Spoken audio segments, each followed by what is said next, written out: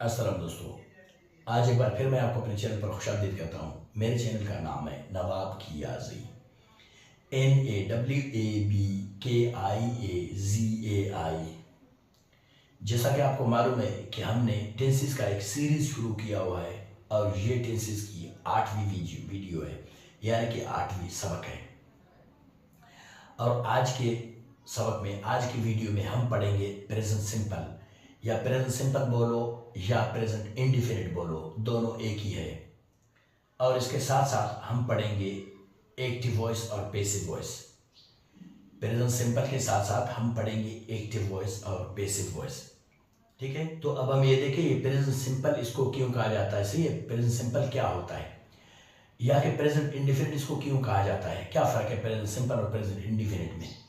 सही है, तो भाई प्रेजेंट सिंपल उस काम को, उस फेल को कहते हैं, सही है, जो बिल्कुल सादा हो। सादा होने की वजह से सिंपल उसको कहा जाता है, यानी कि उसे हेल्पिंग वर्ब नहीं लगता।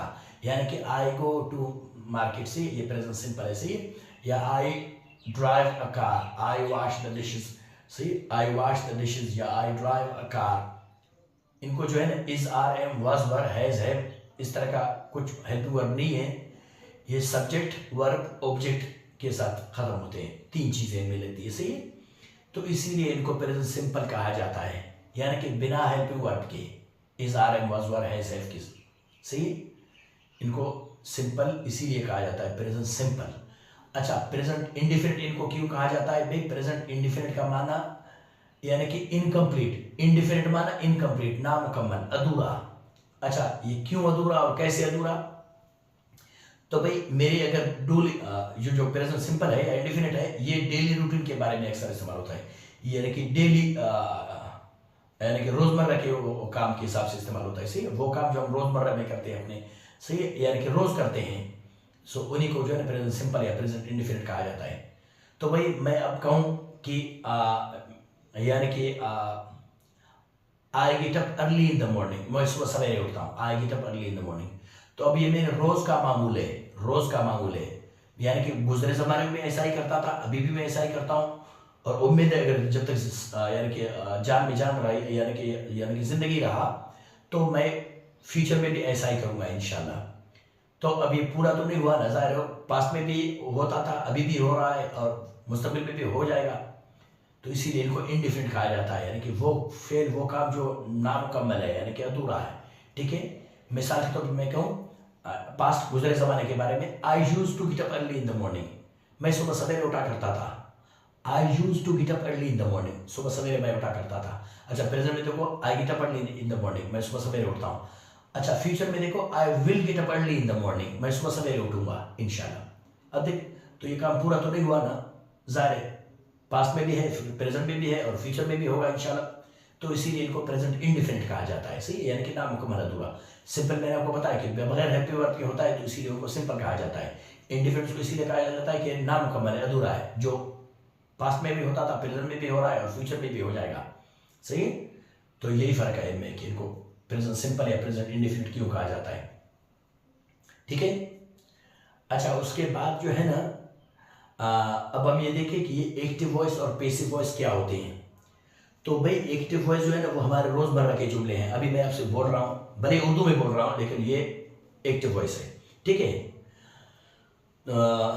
और पैसिव वॉइस एक खास तर्ज है बोलने का। पैसिव वॉइस एक खास तर्ज है बोलने का, जहां हमें वो फाइल, यानी कि काम को करने वाला जाहिर करना मकसूद ना हो, या उसको जाहिर करने में हमारी दिलचस्पी ना हो। ठीक है, तो हम वहां पैसिव वॉइस से इस्तेमाल करते हैं। मिसाल के तौर पर अब मैं एक्टिव वॉइस में बता दूं, they clean the room, they clean the room, ये एक्टिव वॉइस है। अच्छा, पैसिव वॉइस का देखिए, the room is cleaned, the room is cleaned. सही, यहां था, वो कमरे को साफ करते हैं। सही, या के कंटिन्यू बोलो, they are cleaning the room, वो कमरे को साफ कर रहे हैं। They are cleaning the room, वो कमरे को साफ कर रहे हैं। सही, वो पता चला कौन लोग। अच्छा, यहां आप देखें, the room is being cleaned, the room is being cleaned, कमरे को साफ किया जा रहा है। अब पता नहीं कौन साफ कर रहा है, वो नहीं, कमरे को साफ किया जा रहा है। ठीक है, तो यही फर्क है इनमें। एक्टिव वॉइस में जहां फाइल की अहमियत होती है, पैसिव वॉइस में जहां से फेल की अहमियत होती है। फाइल का वो पता नहीं है कि कौन करता है या कर रहा है, सही, वो हमें दिलचस्पी नहीं है, हमें काम से मतलब है कि भाई कमरा साफ हो रहा है या नहीं हो रहा है। तो वही हम कह रहे हैं कि कमरा को साफ किया जा रहा है, the room is being cleaned. सही। तो यही फर्क है एक्टिव वॉइस और पैसिव वॉइस में। अच्छा, उसके बाद मैं आपको बता दूं वो ये है कि एक्टिव वॉइस का जो रूल है, फार्मूला है, यानी कि एक्टिव वॉइस के सेंटेंसेस कैसे बनते हैं। तो भाई आपका एक्टिव वॉइस के सेंटेंसेस पहले आपका सब्जेक्ट लगता है, फिर आपका मेन वर्ब लगता है, फिर आपका ऑब्जेक्ट लगता है। 3 चीजें, subject, main verb, object. Clear. अच्छा, इसके पैसिव वॉइस के फार्मूला क्या है, पैसिव वॉइस के जुमले कैसे बनते हैं। तो भाई पैसिव वॉइस की ये है, पहले आपका सब्जेक्ट लगता है, फिर आपका हेल्पिंग वर्ब लगता है यानी कि इज आर एम, उसके बाद आपका मेन वर्ब लगता है, उसके बाद आपका ऑब्जेक्ट, यानी कि 4 चीजें, subject, helping verb, main verb, object. सही। सब्जेक्ट यानी कि I you we they he she it Ali, ये सब्जेक्ट हो गए। अच्छा, helping verb is are am. अच्छा, इज किस लिए, आर किस लिए, एम किस लिए। भाई इज सिंगुलर सब्जेक्ट के लिए, आर प्लूरल सब्जेक्ट के लिए, एम सब्जेक्ट आई के लिए, आई के साथ एम लगता है। सही। प्रेजेंट सिंपल के पैसिव वॉइस जुमलों में। उसके बाद आपका जो है ना मेन वर्ब लगता है। सही। मेन वर्ब क्या होता है, मेन वर्ब की ये निशानी बता दो आपको कि थर्ड फॉर्म लगता है। पैसिव वॉइस की निशानी ये है कि इसमें थर्ड फॉर्म लगता है, इसमें वर्ब का दूसरा कोई फॉर्म लग ही नहीं सकता। हर हमेशा याद रहे, चाहे पास्ट में हो, चाहे प्रेजेंट में, चाहे फ्यूचर में, कहीं भी पैसिव वॉइस में यही ज़हन में रखें कि वर्ब का थर्ड फॉर्म इस्तेमाल होता है, दूसरा वर्ब का फॉर्म इस्तेमाल होता ही नहीं है। लेकिन याद रहे मैं मेन वर्ब की बात कर रहा हूं, मैं हेल्पिंग वर्ब्स की नहीं, is are am was were has have, no no no, इनकी नहीं, मैं मेन वर्ब की यानी कि क्लीन, वॉश, इस तरह के वर्ब्स की इस्तेमाल। पैसिव वॉइस में हर हमेशा वर्ब का थर्ड फॉर्म इस्तेमाल होता है, दूसरा फॉर्म, यानी कि जिसे पास्ट पार्टिसिपल कहते हैं, जिसे पास्ट पार्टिसिपल कहते हैं। सही। तो यही जहन में रखे, एक निशानी। अच्छा, इसकी दूसरी निशानी ये है कि एक्टिव वॉइस और पैसिव वॉइस में ट्रांसिटिव वर्ब इस्तेमाल होता है, इंट्रांसिटिव वर्ब इस्तेमाल नहीं होता, ये याद रहे। Intransitive verb active voice passive voice में इस्तेमाल नहीं होता, सिर्फ और सिर्फ ट्रांसिटिव वर्ब की इस्तेमाल होती है। अच्छा, अब हम ये देखिए ये ट्रांसिटिव और इंट्रांसिटिव क्या होते हैं। तो भाई ट्रांसिटिव वो वर्ब है जो डायरेक्ट ऑब्जेक्ट लेता है, सीधा ऑब्जेक्ट लेता है। इंट्रांसिटिव वर्ब जो है ना वो यानी कि उसका ऑब्जेक्ट ही नहीं होता। अगर खुदा न खास्ता टूटा फूटा ऑब्जेक्ट हो तो वो भी प्रेपोजिशन के थ्रू, प्रेपोजिशन के जरिए डायरेक्ट ऑब्जेक्ट लेता ही नहीं है।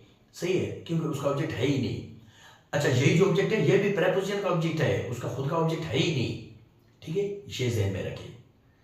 ये जो टूटा फूटा ऑब्जेक्ट ले रहा है थ्रू प्रेपोजिशन के थ्रू, ये भी असल में इसका ऑब्जेक्ट नहीं है, प्रेपोजिशन का ऑब्जेक्ट है। इंट्रांसिटिव वर्ब को ऑब्जेक्ट होता ही नहीं है। सही। तो अभी एग्जांपल देखिए ट्रांसिटिव वर्ब का। अब देख यहां, यानी कि आई टीच यू, या कंटिन्यूस में बोले I am teaching you, I am teaching you. अब देख इसमें प्रेपोजिशन जैसा कुछ नहीं है, प्रेपोजिशन जैसा कुछ नहीं है। क्यों, आई सब्जेक्ट है, सही, एम हेल्पिंग वर्ब है, टीचिंग मेन वर्ब है, यू ऑब्जेक्ट है, खत्म। इसमें टू, इन, ऑन, इट ऐसा कुछ नहीं है। अब देख इसका I am speaking to you, ये देख यहां टू लगा, I am speaking to him, I am speaking to them, यहां टू लगा। क्यों, ये इंट्रांसिटिव वर्ब है। समझ में आ रहा है, यही फर्क है इनमें। जब आपके जुमले में यानी कि टू, इन, ऑन, इट हो, फिर वो पैसिव वॉइस में इस्तेमाल नहीं हो सकता, ये याद रहे। उसके लिए ट्रांसिटिव वर्ब का होना जरूरी है, जिसमें टू, इन, ऑन, इट ऐसा, फ्रॉम ऐसा कुछ ना हो। ठीक है, एक और एग्जांपल देखते हैं। सही, मिसाल के तौर पर they clean the room, they clean the room. सही, दे सब्जेक्ट है, क्लीन मेन वर्ब है। सही है, द रूम, द तो आर्टिकल है सर, रूम ऑब्जेक्ट है। इसमें प्रेपोजिशन जैसा कुछ नहीं है। सही, तो इस तरह जुमले इस्तेमाल, वर्ब इस्तेमाल हो सकते हैं, क्लीन। सही। अब देखिए इसका आई स्लीप, क्या होगा आगे, आई स्लीप, तो आपका जुमला पूरा हो गया। अगर आप बोलो रात को मैं सोता हूं, आई स्लीप एट नाइट, ये एट प्रेपोजिशन है। I sleep on the bed, on preposition है। I sleep in the bed, in preposition है। I go to market, to preposition है। I come from the market, from preposition है। सही। तो इस तरह के जुमले इस तरह से, यानी कि गो, कम, स्लीप, ये इंट्रांसिटिव वर्ब्स है, ये पैसिव वॉइस में इस्तेमाल नहीं हो सकते, ये याद रहे हर हमेशा। ठीक है। अच्छा, इनकी एक और बात मैं आपको बता दूं, वो ये है कि कुछ कुछ वर्ब्स ऐसे होते हैं जो ट्रांसिटिव वर्ब का भी काम करते हैं, इंट्रांसिटिव वर्ब का भी काम करते हैं। आपको यही जहन में रखना है कि जब आपका वर्ब ट्रांसिटिव के तौर पर काम कर रहा है तो आप उसको पैसिव वॉइस में इस्तेमाल कर सकते हैं। जब आपका वर्ब इंट्रांसिटिव के तौर पर काम कर रहा है तो आप उसको पैसिव वॉइस में इस्तेमाल नहीं कर सकते। मिसाल के तौर पर स्पीक है, मैंने आपको अभी भी बताया, स्पीक, सही। अच्छा, मैंने आपको पहले बताया कि इंट्रांसिटिव फॉर्म इसका स्पीक का, देखा, I am speaking to you, I am speaking to them, I am speaking to him. यहां जो है ये इंट्रांसिटिव इस्तेमाल नहीं करें उसको। अच्छा, इसका एक दूसरा फॉर्म देखिए, ट्रांसिटिव फॉर्म देखिए, वो है I can speak Balochi, I can speak Brahui, I can speak Urdu, I can speak English, या कि I can speak many languages. ये इसका ट्रांसिटिव फॉर्म है, इसको आप इस्तेमाल कर सकते हैं पैसिव वॉइस में, सही। हाँ, ये जेहन में रहे। अच्छा, एक दूसरा एग्जांपल ले ले। दूसरा एग्जांपल ये है, मिसाल के तौर पर फ्लाई वर्ब है, फ्लाई। फ्लाई होता है उड़ना, उड़ाना, दो फॉर्म इसके, सही। तो अब देख, आई फ्लाई काइट्स, आई फ्लाई काइट्स, मैं पतंग उड़ाता हूं, या कंटिन्यू बोले, आई एम फ्लाइंग काइट्स, मैं पतंग उड़ा रहा हूं, आई एम फ्लाइंग काइट्स, मैं पतंग उड़ा रहा हूं, ठीक है। तो अब ये क्या हुआ, ये ट्रांसिटिव फॉर्म है इसका, आप इसको इस्तेमाल कर सकते हैं, सही, एक्टिव वॉइस पैसिव वॉइस में। लेकिन अब जब इसकी इंट्रांसिटिव की बात की जाए तो वो इंट्रांसिटिव फॉर्म इसका ये है, the birds are flying, the birds are flying.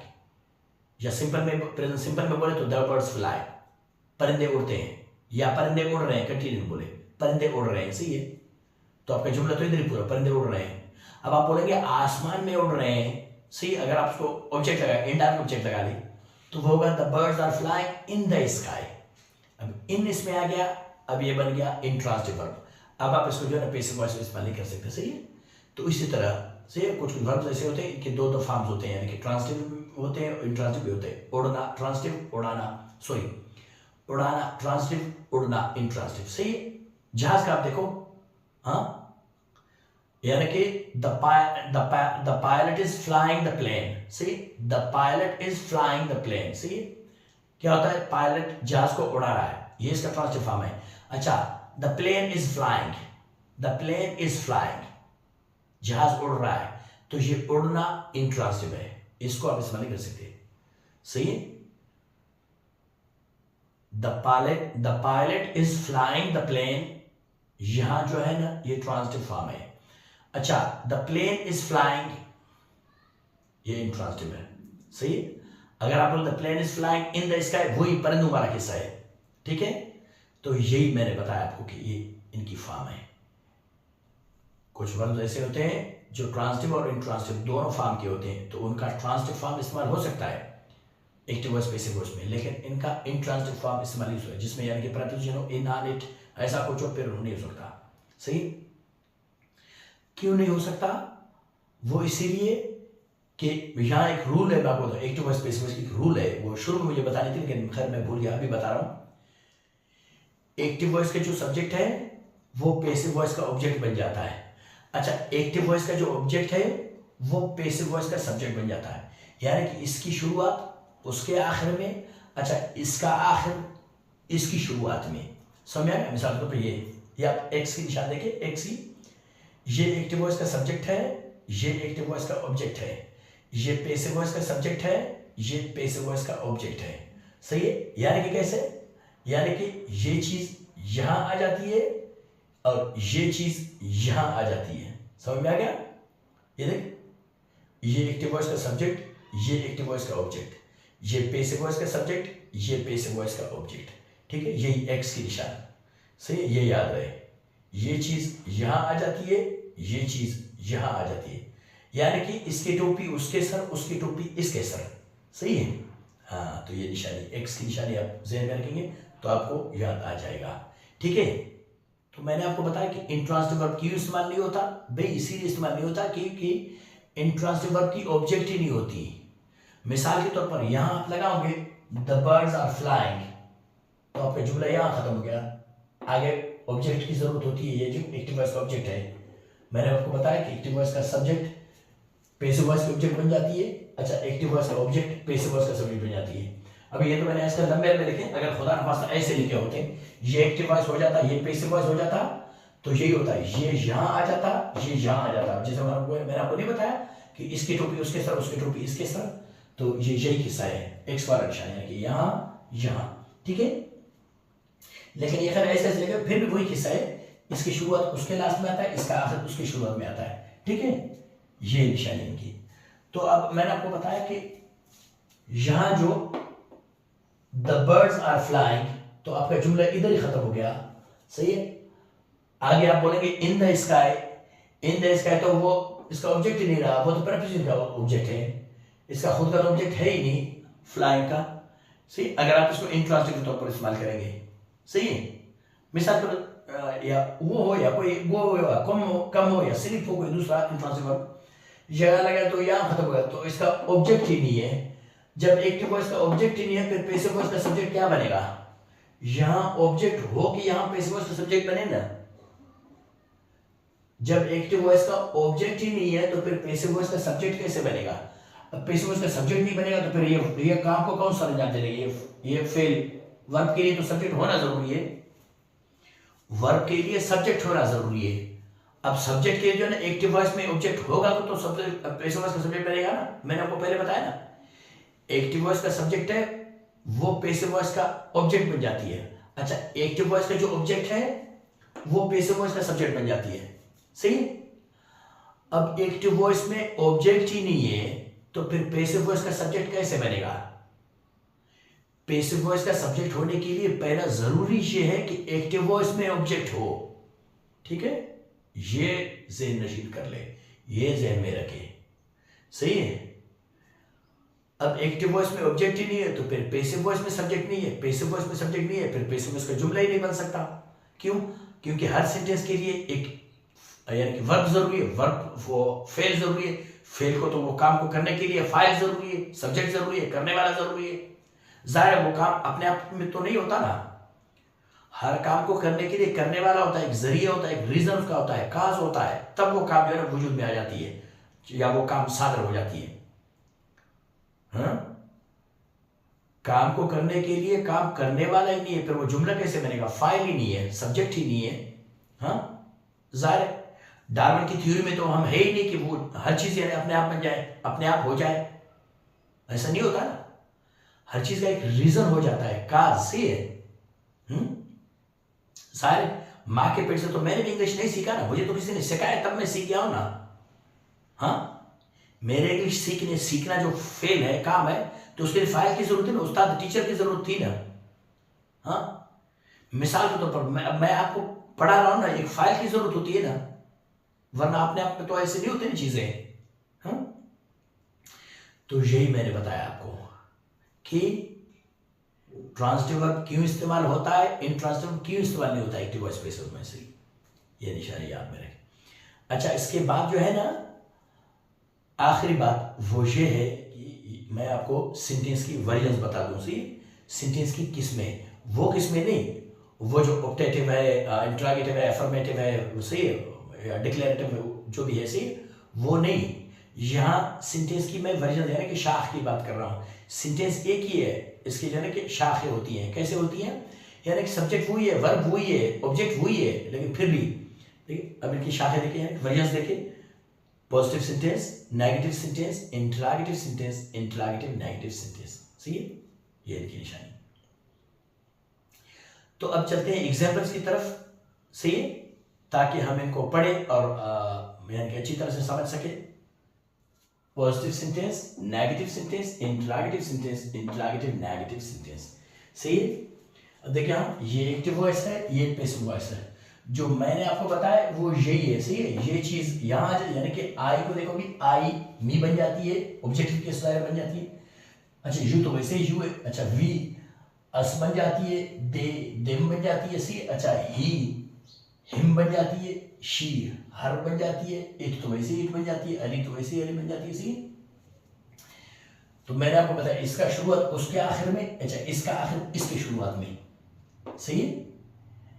इसके सब्जेक्ट इसके ऑब्जेक्ट बन जाती है, अच्छा इसका ऑब्जेक्ट इसका सब्जेक्ट बन जाती है, ठीक है, क्लियर। अच्छा, ये जो मैंने एक साथ बहुत सारे सब्जेक्ट्स लिखे हैं, ये मैंने अपने सहूलत के लिए लिखे हैं, सही है। आपने इस तरह नहीं करना है, ज़ाहिर किसी एग्जाम या टेस्ट में ये सारे आपको नहीं लिखने हैं एक साथ, इनका जो क्योंकि जो है ना ये हर एक सब्जेक्ट के साथ अलग एक सेंटेंस बन जाता है, सही है, ये हर एक के साथ अलग एक सेंटेंस। अब हर चीज हर एक सब्जेक्ट के लिए अलग सेंटेंस, तो यहाँ बोर्ड पर जगह ही नहीं होता, तो ये एक ट्रिक है यानी कि जगह कवर करने का, सही है। तो मैंने बहुत सारे सब्जेक्ट्स एक साथ लिखे हैं, फिर उसके बाद एक वर्ब उनको दिया है, फिर ऑब्जेक्ट दिया है, लेकिन पढ़ूंगा वही उसी तरह जो आप चाह रहे हैं, सही, यानी हर एक के साथ अलग एक सेंटेंस पढ़ूंगा, सही है, लेकिन लिखा है मैंने जो है इनको डिफरेंट तरीके से, ठीक है। तो अब मैं पढ़ लूँ, आप देखें यहाँ आई यू वी दे से, ये सारे सब्जेक्ट प्लूरल सब्जेक्ट, इसको समझ लो, इनका प्लूरल वर्ब। अच्छा, he she it Ali singular subjects, singular verb, ठीक है। अब मैं पढ़ लूँ जरा, I speak English, you speak English, we speak English, they speak English. अच्छा, he speaks English, she speaks English, it speaks English, Ali speaks English, ठीक है। तो अब देखिए यहाँ स्पीक क्यों है, यहाँ स्पीक्स क्यों है, तो भाई ये इनको प्लूरल यानी कि सब्जेक्ट तस्वुर किया जाता है, तो इनका प्लूरल वर्ब तस्वुर किया जाता है, इसमें ऐसी इसकी इजाफा नहीं होती। इनको सिंगुलर सब्जेक्ट तस्वुर किया जाता है प्रेजेंट सिंपल में, तो इनका जो है ना वर्ब में इजाफा हो जाता है ऐसी इसका, ठीक है। लेकिन ये याद रहे सिर्फ और सिर्फ प्रेजेंट सिंपल के पॉजिटिव सेंटेंस में वर्ब में इजाफा हो जाती है। बाकी देखिए नेगेटिव में यहाँ कहीं भी आप स्पीक्स नहीं देखेंगे, सिर्फ स्पीक देखेंगे, क्यों कि ये पॉजिटिव सेंटेंस नहीं, पॉजिटिव ये दोनों है। अच्छा, इसमें नहीं लगता, क्यों, क्योंकि ये प्लूरल सब्जेक्ट के साथ है, इसमें सिर्फ लगता है कि सिंगुलर सब्जेक्ट के साथ है, सही है। अच्छा, इनका एक तफसीली वीडियो मेरी जो है ना प्ले लिस्ट में है, बहुत पहले, आज से तकरीबन 5-6 साल पहले मैंने बनाया था, सही है, यानी कि 2019-20 में मैंने वो वीडियो बनाया था। उसका टाइटल है the rules of present simple for the third person singular, the rules of present simple for the third person singular. वहां मैंने पूरी डिटेल के साथ बताया था। कैसे बताया था, क्या बताया था, ये बताया था भाई, यहाँ सिर्फ एस लगा हुआ है, कभी कभी कुछ वर्ब से उसको ई एस लग जाती है, कभी कभी कुछ वर्ब ऐसे होते हैं उसको आई ई एस लग जाती है, सही है। तो यही मैंने पूरा फर्क बताया कि किस तरह के वर्बों को एस लगता है, किस तरह के वर्ब्स को ई एस लगता है, किस तरह के वर्ब्स को आई ई एस लगता है, सही। वो मैंने वहाँ उस वीडियो में मैंने बताया था, जो टाइटल मैंने अभी आपको बताया। अगर आपको पढ़ने का शौक हो, सीखने का शौक हो, तो वही वीडियो आप देख सकता है। टाइटल मैंने आपको बताया, वो लगा ले, बहुत वीडियो आ जाएगा, ठीक है। लेकिन ये याद रहे, यही ज़हन में रहे, सिर्फ और सिर्फ प्रेजेंट सिंपल के पॉजिटिव सेंटेंस में, सादा जुमलों में जो है ना ये एस का इजाफा होता है, बाकी नेगेटिव इंटरोगेटिव में नहीं होता है, ये ज़हन में रहे, हाँ, ठीक है। तो वो हो गया आपका present simple, active voice, positive sentence. आओ, अच्छा, यहाँ present simple, passive voice, positive sentence, सही है। अब मैं पढ़ लूँ जरा, English is spoken by me, English is spoken by you, English is spoken by us, English is spoken by them, सही। ये रहा आपका जो है प्लूरल सब्जेक्ट प्लूरल वर्ब। अच्छा, singular subject singular verb, English is spoken by him, English is spoken by her, English is spoken by it, English is spoken by Ali, clear. अब चलते हैं आपका नेगेटिव सेंटेंस की तरफ, सही है, negative यानी कि मंफी। अब देख, इनका निशान ये है कि इनको डू नॉट लगता है, सही है, सब्जेक्ट के बाद डू नॉट, फिर आपका वर्ब, सही है। अच्छा, प्लूरल वर्ब को, प्लूरल सब्जेक्ट को डू नॉट लगता है, सिंगुलर सब्जेक्ट को डज नॉट लगता है, सही है। लेकिन ये याद रहे, फिर वर्ब में जब डू डज आपके जुमले में नजर आ गया, या डोंट तो वैसे नहीं लगता है, डू वैसे नहीं लगता, सही है। डजंट आपके जुमले में नजर आ गया, फिर आप वर्ब में इजाफा नहीं कर सकते, फिर आप ऐसे नहीं लगा सकते, सिर्फ वही वर्ब का ओरिजिनल फॉर्म है। यहाँ स्पीक, देखिए स्पीक, ये याद रहे, सिर्फ यहाँ स्पीक्स होता है पॉजिटिव सेंटेंस में, पॉजिटिव सेंटेंस के वो भी थर्ड पर्सन सिंगुलर के लिए, सही है, हाँ, ये याद रहे। अब देखिए, यहाँ मैं पढ़ लूँ, अच्छा, इनका डू नॉट का फिर शॉर्ट फॉर्म है डोंट, अच्छा, डज नॉट का फिर शॉर्ट फॉर्म है डजंट, सही है। अब हम लोग जो है ज्यादा बोल के आदि हो गए शॉर्ट फॉर्म में, तो अगर आप इजाजत हो तो मैं शॉर्ट फॉर्म में पढ़ लूँ negative sentence. I don't speak English, you don't speak English, we don't speak English, they don't speak English. ये हो गया आपका प्लूरल सब्जेक्ट प्लूरल वर्ब। अच्छा, singular subject singular verb, he doesn't speak English, she doesn't speak English, it doesn't speak English, Ali doesn't speak English। ये हो गया आपका present simple active voice negative sentence. अब चलते हैं यहाँ present simple passive voice negative sentence. English, अच्छा वो डोंट डजंट वाला किस्सा यहाँ भी है। इज नॉट को इजंट हम कहते हैं, सही। इज नॉट को इजंट कहा जाता है, सही है, शॉर्ट फॉर्म में। English isn't spoken by me, English isn't spoken by you, English isn't spoken by us, English isn't spoken by them, ठीक है। अच्छा इसका दूसरा देखिए, English isn't spoken by him, English isn't spoken by her, English isn't spoken by it, English isn't spoken by Ali. अच्छा वही मैंने आपको बताया कि पैसिव वॉइस का जो है ना ऑब्जेक्ट अगर जाहिर करना ना हो, यानी कि जो फाइल जो काम किया है जिसने वो अगर जाहिर करना ना हो तो आपका जुमला यहाँ पूरा होता है। बस the room is clean, English is spoken, सही, इंग्लिश इज स्पोकन। बस बाय भी बाय वो आपके ऊपर है, लगा ले आपकी मर्जी, नहीं लगाए नहीं लगाए, सही, वो इतना अहम नहीं है, ठीक है। अच्छा अब चलते हैं इंटरॉगेटिव सेंटेंस की तरफ, सवालिया जुमलों की तरफ। प्रेजेंट सिंपल इंटरॉगेटिव सेंटेंस, तो ये याद रहे आई यू वी दे, ये सारे सब्जेक्ट्स के साथ, चार सब्जेक्ट्स के साथ डू लगता है, ये चार सब्जेक्ट के साथ डज लगता है, सही है। इनके साथ डू लगता है क्योंकि ये इनको प्लूरल तस्वुर किया जाता है, इनके साथ डज लगता है क्योंकि इनको सिंगुलर सब्जेक्ट तस्वुर किया जाता है। लेकिन ये याद रहे इसमें स्पीक्स गोज कम्स ऐसा कुछ नहीं है, स्पीक्स गोज कम्स सिर्फ यहाँ होता है, यहाँ बस सिर्फ एक ही जुमले में यहाँ, ठीक है। इसकी शुरुआत में जो है ना डू डज लगता है, उसके बाद आपका सब्जेक्ट लगता है, उसके बाद आपका मैन वर्ब लगता है, उसके बाद आपका ऑब्जेक्ट, आपका जुमला पूरा, ठीक है। अब मैं पढ़ लूँ जरा, do I speak English, do you speak English, do we speak English, do they speak English, ठीक है। अच्छा इनका दूसरा निशानी है कि इनको क्वेश्चन मार्क लिखते हैं, सवालिया जुमलों को क्वेश्चन मार्क, सही है। देखिए ये इनको फुल स्टॉप लगा हुआ है, पॉजिटिव में नेगेटिव में, ये इंट्रोगेटिव नेगेटिव में क्वेश्चन मार्क, सवालिया निशान, क्योंकि ये सवाल है, सही। अच्छा इसका फिर दूसरा देखे, does he speak English, does she speak English, does Ali speak English, सही, क्लियर। ये रहा आपका present simple active voice interrogative sentence. अब चलते हैं present simple passive voice interrogative sentence. देखिए यहाँ वही है, हेल्पिंग वर्ब शुरू में लगता है, सब्जेक्ट बाद में लगता है, उसके बाद जो आपका मेन वर्ब लगता है, ठीक है, उसके बाद आपका ऑब्जेक्ट। अब देखिए यहाँ Is English spoken by me? Is English spoken by you? Is English spoken by us? Is English spoken by them? ठीक है। अच्छा इसका दूसरा देखिए, Is English spoken by him? Is English spoken by her? Is English spoken by it? Is English spoken by Ali? ठीक है। इनका भी वही किस्सा है, मैंने आपको बताया, इनको क्वेश्चन मार्क लगता है, उनको फुल स्टॉप लगता है, ठीक है। तो अब चलते हैं इनका आखिरी हिस्सा है, लास्ट वाला हिस्सा है, वो ये है कि इंटरॉगेटिव नेगेटिव। इंटरॉगेटिव नेगेटिव की निशानी है इनको डू नॉट शुरू में लगता है या डज नॉट शुरू में लगता है, उसके बाद आपका सब्जेक्ट लगता है, उसके बाद आपका मेन वर्ब लगता है, उसके बाद आपका ऑब्जेक्ट, आपका जुमला पूरा, ठीक है। अब देखिए हम यानी कि डू नॉट का वही हिस्सा है, यानी कि डू नॉट का short form don't, does not का शॉर्ट फॉर्म डजंट, सही। अब मैं पढ़ लूँ जरा, Don't I speak English? Don't you speak English? Don't we speak English? Don't they speak English? ठीक है।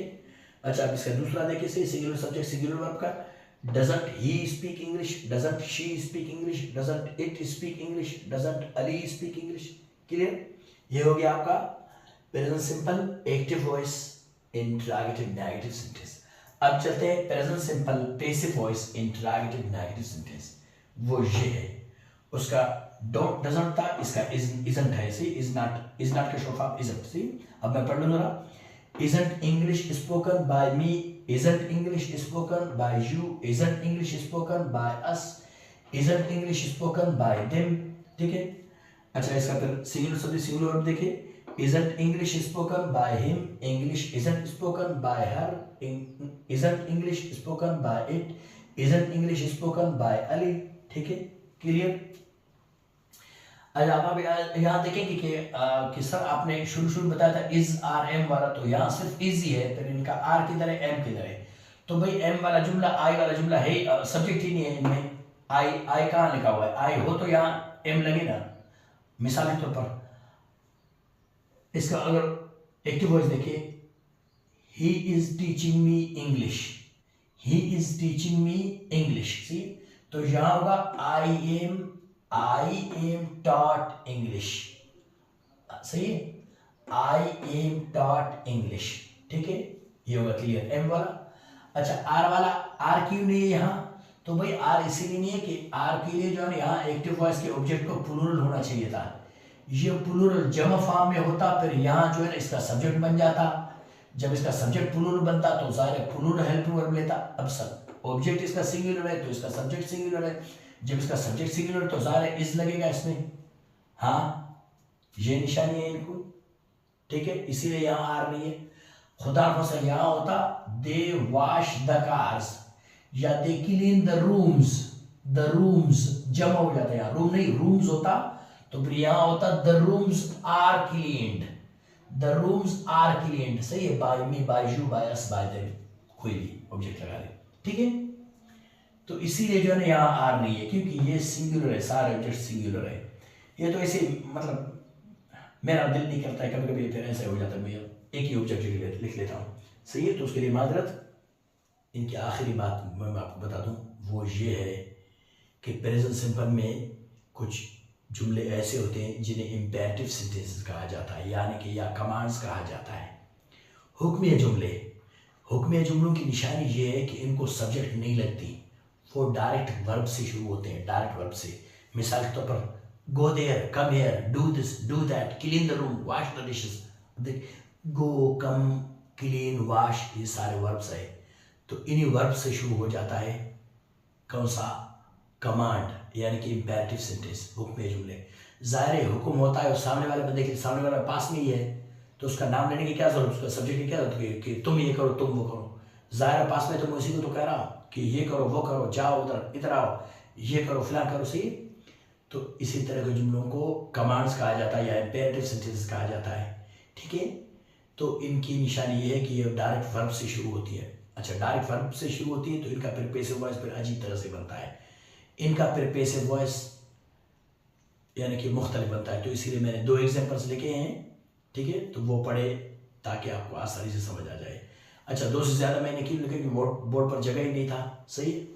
तो आपका समझाने के लिए इंशाल्लाह यही 2 जुमले काफ़ी होंगे इंशाल्लाह, अगर आपके पास बुद्धिमान है, दिमाग है तो, सही है। मेरी तरह अगर आपके दिमाग में भूसा भरा हुआ है, मेरे दिमाग में भूसा भरा हुआ नहीं होता लफ्ज़ से, सही है। लेकिन ये है कि आदमी का जब उम्र बढ़ जाती है फिर ये बिग बच्चों की परेशानी हो, इसलिए जो है ना आदमी जो है ना डबल माइंडेड बन जाता है, सही है, डबल माइंडेड, सही है, यानी कि ज़हन मुंतशिर हो जाती है।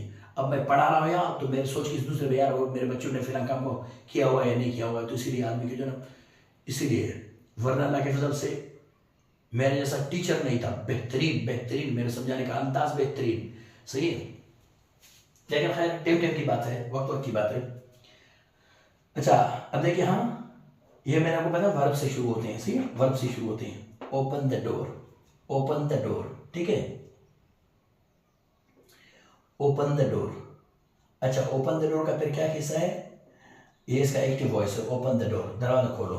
अच्छा देखिए इसका पैसिव वॉइस देखिए, let the door be open, let the door be open, सही है, क्लियर।